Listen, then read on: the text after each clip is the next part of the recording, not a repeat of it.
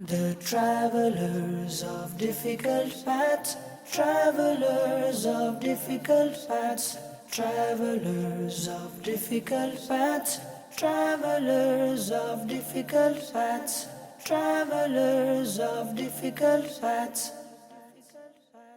Alhamdulillah Rabbil Alameen wassalatu wassalamu ala Sayyidil Mursaleen amma ba'd fa'udhu billahi minash shaitanir rajim bismillahir rahmanir rahim wassalatu wassalamu alayka ya Rasulallah wa ala alika wa ashabika ya Habiballah wassalatu wassalamu alayka ya Nabiyallah wa ala alika wa ashabika ya Nurallah. Welcome dear viewers to another episode of our program Travelers of Difficult Paths. And as you know by now, we are discussing great accounts, some of them mentioned in the Quran, some in the Hadith books, in the books of Tariq, the history of Islam, where our elders, be they Prophets alayhimus salam, or Sahaba, or Awliya, they faced many trials. And those trials were a means of them gaining the closeness of the court of Allah subhanahu wa ta'ala. Those trials and tribulations did not affect them. They knew it was from Allah, and it was Allah subhanahu wa ta'ala who made a way out for them as well. So inshallah, in this episode, we'll be hearing about another great sacrifice of a beautiful personality, an intimate friend of Allah subhanahu wa ta'ala. But before that, let us hear a blessing of reciting Durood Sharif. The Prophet sallallahu alaihi wasallam said, "And send salutations upon me, for indeed your salutation upon me is expiation for your sins." So if we want our sins to be forgiven, we want to lighten this burden of sins, then we recite salat upon the Prophet sallallahu alaihi wasallam. May Allah ta'ala grant us all tawfiq. Sallu ala al-Habib sallallahu ta'ala ala Muhammad sallallahu alaihi wasallam. Inshallah, in this episode, the personality that we will be hearing about is known as Abul Anbiya, a great prophet of Allah subhanahu wa ta'ala, an intimate friend of Allah, known with the title Khalil. Yes, I'm referring to Sayyiduna Ibraheem alayhi salam, Khalilullah, the intimate close friend of Allah subhanahu wa ta'ala. He had two sons, Sayyiduna Ishaq alayhi salam and Sayyiduna Ismail alayhi salam. They two were prophets of Allah subhanahu wa ta'ala. Son of Sayyiduna Ishaq alayhi salam is Sayyiduna Yaqub alayhi salam. He was also a prophet of Allah subhanahu wa ta'ala. And the son of Sayyiduna Yaqub alayhi salam is of course Sayyiduna Yusuf alayhi salam. Again, an eminent, beautiful prophet of Allah Jalla wa ala. So from the offspring of Sayyiduna Ibrahim alayhi salam, there are many individuals who were blessed with prophethood, nubuwah. As for the other son, Sayyiduna Ismail alayhi salam, he only had one prophet from his offspring, but that prophet was the greatest of all the prophets alayhi salam. Of course, that was none other than our master, Sayyiduna Muhammad sallallahu alayhi wa alihi wasallam. Now when Sayyiduna Ibrahim alayhi salam came to the world, it was the rule of Nimrud. People would worship the sun, they would also worship the moon, ma'adallah. Now these people, they didn't even realize that the things that they're worshipping are not all powerful. How can something which extinguishes and then gains luminosity in the evening like stars or the moon be God? Ma'azallah. Something which has zawal, the sun is out in the day, then it sets. How can that be God? These things which have ibtida and intiha, beginning and end, how can they be God? If they have a beginning, who gave them that beginning? So these things, they didn't ponder upon this. So Sayyiduna Ibrahim alayhi salam at that time was approached by many people as well. Worship this and worship that. In accordance to their madhab, their beliefs, they would give da'wah. They would say worship the sun, some would say worship the stars, some would say worship the moon, some would say worship fire. Remember one thing, that all of the Anbiya alayhimus salam, from the first to the last, they have been bestowed with great intellect, perfect intellects. No one in creation can match the intellects of the Anbiya alayhimus salam, the intelligence, subhanallah. Their miracles are matchless. Their eloquence when speaking is matchless, subhanallah. So the people who worshipped the stars, they came and they said, you worship stars as well. Now was Sayyiduna Ibrahim alayhi salam going to accept or reject? Of course he was going to reject. How can he accept stars as worthy of worship? So what did he say? He said, Bismillahir Rahmanir Rahim, فَلَمَّا جَنَّ عَلَيْهِ اللَّيْلُ رَأَى كَوْكَبًا قَالَ هَذَا رَبِّي. When night came, approached or entered, Ibrahim alayhi salam saw stars. قَالَ هَذَا رَبِّي. He said, is this my Lord? How can this be? فَلَمَّا أَفَلَ قَالَ لَا أُحِبُّ الْآفِلِينَ. When Ibrahim alayhi salam saw this, he said, how can I worship something like that? I have no desire to worship anything like that. It's incorrect. Then people came who invited him to worship the moon, because the moon was superior to the stars. فَلَمَّا رَأَى الْقَمْرَ بَازِغًا قَالَ هَذَا رَبِّي. When he saw the shining bright moon, he said, is this my Lord? فَلَمَّا أَفَلَ قَالَ لَإِن لَّمْ يَهْدِنِي رَبِّي لَأَكُونَنَّ مِنَ الْقَوْمِ الضَّالِّينَ. But when brightness of the moon had disappeared, Sayyiduna Ibrahim alayhi salam said, if my Lord did not guide me, then I would have been from the misguided. Meaning the blessing of Allah is upon me. And then the people who worshipped the sun came, and they said, worship the sun. Again, Sayyiduna Ibrahim alayhi salam, each time is answering them logically, rationally. He said, فَلَمَّا رَأَى الشَّمْسَ بَازِغَةً قَالَ هَذَا رَبِّي. When he saw the sun, with its luminosity, with its brightness, he said, is this my Lord? فَلَمَّا أَفَلَتْ قَالَ يَا قَوْمِ إِنِّي بَرِيءٌ مِّمَّا تُشْرِكُونَ. When he saw the sunset, he said, O my nation, I am absolved from what you associate to Allah. All these things that you associate to Allah, I've got nothing to do with it. إِنِّي بَرِيءٌ مِّمَّا تُشْرِكُونَ. The sun can't be Allah, the moon can't be God, the stars can't be God. None of this. They rise and they set and they're limited. They're not worthy of worship at all. Now, there was another way they would worship. And Ibrahim alayhi salam's uncle Azar, he was also involved in that, embroiled in that, ma'adallah. So in his city, they would arrange a festival. People attended the festival. Meanwhile, Sayyiduna Ibrahim alayhi salam came to the place where the idols were kept and worshipped, and he destroyed all of them. And the actual tool he used to destroy them, he actually hanged it there as well on the shoulder of the biggest idol. When the Qawm returned from the festival, they went to the house of the idols and they saw this state. The idols are all destroyed, broken. They saw that they all face first on the floor. And they said, who did this?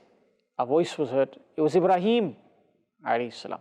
Nobody else besides him. And when Ibrahim alayhi salam was summoned and called, he was asked, they said to him, oh Ibrahim, did you do this with our gods?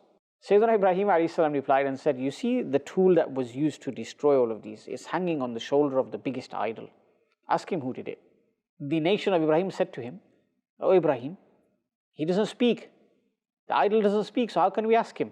Ibrahim alayhi salam replied and said, this is what I'm trying to teach you guys. And this is what I'm trying to tell you people. That you're worshipping something which can't even communicate. Has no power to speak. Has no power to convey a message. It can't even think. It can't even hear. You worship it. It can't provide benefit or harm. Now, if this is the case, then how is it going to protect you and save you? It won't do that at all.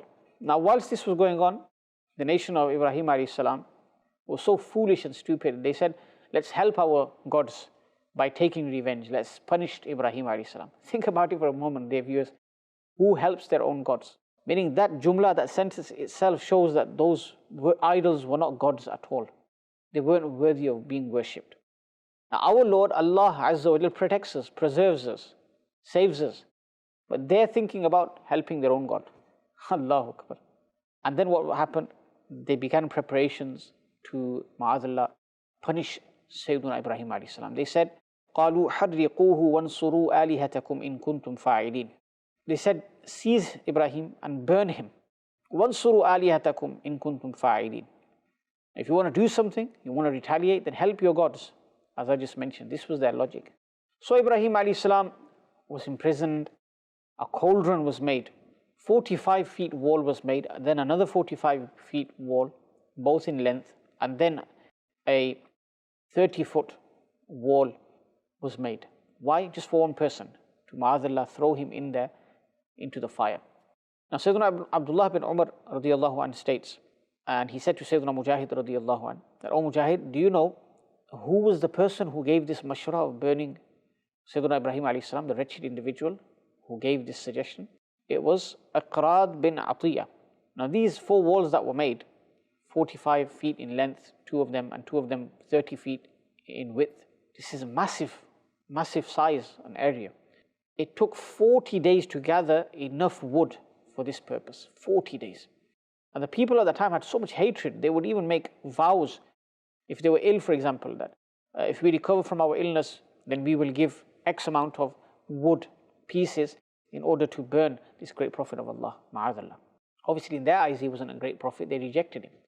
They had so much hatred in their heart for him. And this is how devoted they were to idols were not going to help him in the dunya nor the akhirah. Then the fire was lit, as we know. And then they began to think, how are we going to place Sayyiduna Ibrahim alayhi salam in there? And that's when they came up with an invention called manjaliq, catapult, massive one. And they thought, this is how we'll throw Ibrahim alayhi salam into the fire. So they tied Sayyiduna Ibrahim alayhi salam. He's from the forefathers of the Prophet sallallahu alaihi wasallam. He is from those people who constructed Al-Kaaba al-Musharrafa, Sayyiduna Ibrahim alayhi salam.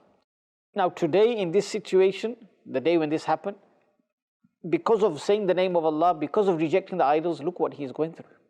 But is he complaining? No. Does he have full trust in the plan of Allah? Yes. Does he rely solely on Allah? Yes. Is he showing resoluteness? Yes. Is he showing that he is passing all tests in relation to Iman and faith? Yes. These are things that we need to know. He's about to be thrown into the fire. He's trying to save them from the fire of hell. They want to throw him into the dunyavi fire, the fire of the world. But how would the fire of the world even affect Ibrahim alayhi salam? Now, here we should also ponder. People who have incorrect beliefs regarding the Anbiya alayhi salam, they say all sorts regarding the blessed bodies of the Anbiya alayhi salam in Alam al-Barzakh. Now, if fire cannot affect the body of a prophet, as we will hear, how can soil affect the body of prophets alayhi salam? It's not possible. So Sayyidina Ibrahim alayhi salam is tied, he's placed into the catapult. At that time, an angel of Allah subhanahu wa ta'ala came and said to Ibrahim alayhi salam, command us, tell us what to do so that we may help you. The angel of the water, he came and he said the same thing. Shall we shower rain so that the fire is put out? Give us a command.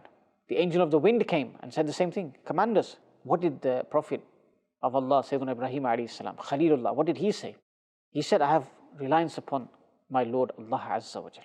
I don't have any need of you. To the extent that Jibreel alayhi salam came and he said, command me, tell me what to do. And he said, oh Jibreel, I don't need help from you. So look at the reliance that Ibrahim alayhi salam had upon Allah Azza wa Jal. He kept saying, Allah is sufficient for me. Now how did Allah subhanahu wa ta'ala save this Prophet of Allah? His beloved Prophet, his intimate friend. Ya naru kuni bardan wa salaman ala Ibrahim. Allah Ta'ala said, oh fire, become cool, become peaceful upon Ibrahim alayhi salam. When Sayyiduna Ibrahim alayhi salam was placed into the fire, he didn't feel it at all. It became cool for him, it became peaceful for him. And when he was being thrown into the fire, what did he say? La ilaha illa anta subhanak, wa lakal hamd, wa lakal mulk, la sharika lak. These were the words on the blessed tongue of Sayyiduna Ibrahim alayhi salam. The scholars of Islam have said that for about 40 to 50 days, Sayyiduna Ibrahim alayhi salam was in the fire. And he says that for as long I was in there, and he alayhi salam himself says, for as long as I was in there, he said, I've not been as happy as that throughout my life. I was so happy in there. Why? Allah Ta'ala said, Ya naru kuni bardan wa salaman ala Ibrahim. Allahu Akbar. Allah Ta'ala sent an angel in the form of Sayyiduna Ibrahim alayhi salam, who looked like him. That angel turned the entire area which was on fire into a garden. Subhanallah, lush garden. That angel came to Sayyiduna Ibrahim alayhi salam, began conversing with him to provide comfort to him. Jibreel alayhi salam brought heavenly attire from Jannah, and he was made to wear this. And along with this, a message came from the divine, from Allah subhanahu wa ta'ala, that, oh my Khalil, oh my intimate friend, you are my close friend, you are my intimate friend. And the fire cannot affect the beloveds of Allah subhanahu wa ta'ala. And I touched upon this before. The fire of the dunya can't affect the Prophet, then what about the soil? The soil to a great extent can't affect the bodies of the Prophets alayhimus salam. And we're told in a hadith that those people who have seen individuals who saw the Prophet alayhi salam, the fire is haram upon them. The Prophet alayhi salam said, whoever saw me, or someone who saw me, matlab a sahabi, the fire of hell cannot burn him at all.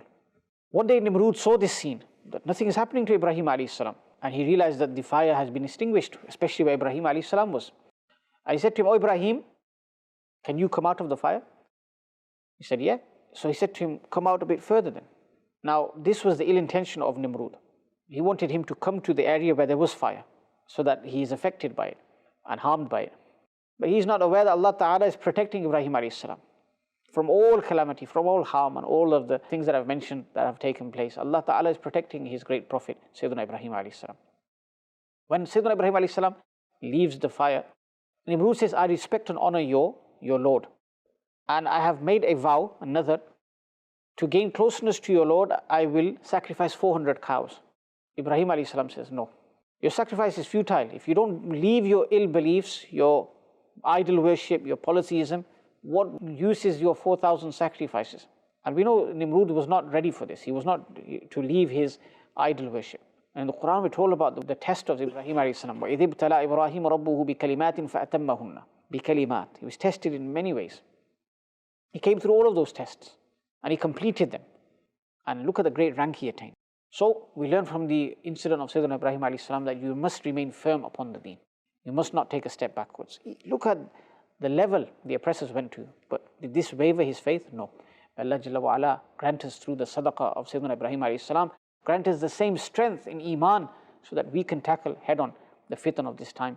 May Allah protect us and preserve all of our Imans. Ameen. Bijahi Nabi al-Ameen. Sallallahu alayhi wa alihi wa sallam. The travelers of difficult paths, travelers of difficult paths, travelers of difficult paths, travelers of difficult paths, travelers of difficult paths.